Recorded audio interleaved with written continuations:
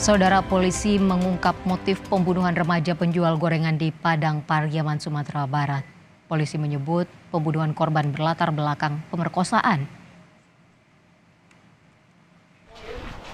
Motif pembunuhan ini terungkap setelah pelaku ditangkap di loteng rumah warga yang 11 hari buron. Usai menganiaya hingga tewas, pelaku mengubur korban di kebun kosong dan melarikan diri. Selama buron, pelaku kerap berpindah-pindah tempat hingga akhirnya ditemukan di sebuah rumah di kawasan Kayu Tanam, Padang Pariaman, Kamis kemarin.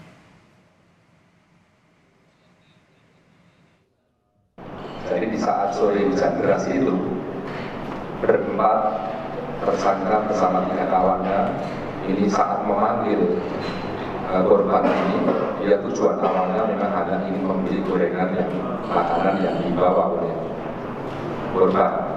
Tetapi saat berempat ini berpisah, kemudian hanya satu orang yaitu tersangka ini menyangkut di jarak kurang lebih 200 meter. Setelah 200 meter, korban ini berjalan pulang pukul 18.50 itu baru disangkut, kemudian dihadanglah di salah satu TKP, salah satu tempat itu. Tujuannya untuk apa? Memperkosa.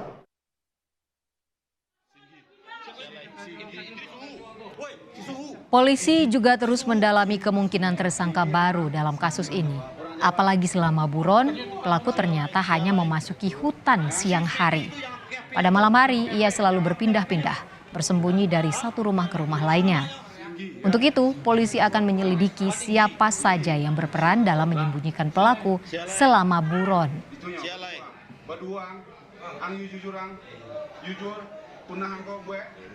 Benar, ya tersangka melakukan pembunuhan dan pemerkosaan.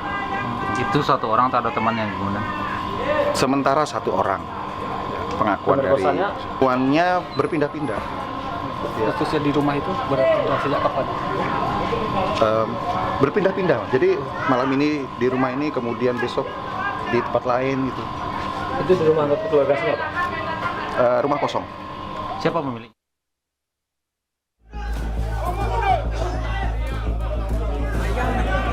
Keluarga korban mengaku senang pelaku pembunuhan remaja di Pariaman, Sumatera Barat akhirnya ditangkap.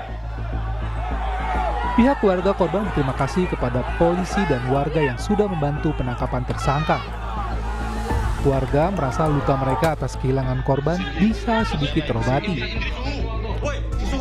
Kini pihak keluarga berharap polisi bisa mengungkap kasus ini secara terang benderang dan menghukum semua pihak yang terlibat.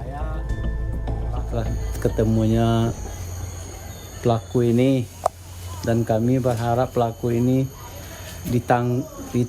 sudah ditangkap dan juga diadili dengan secara seksama sama kepolisian atau keadilan. Harapannya pelaku Pak dihukum gimana Pak? Ya, kalau harapan kami pelaku ini harus dihukum dengan seberat-beratnya dengan hukuman mati.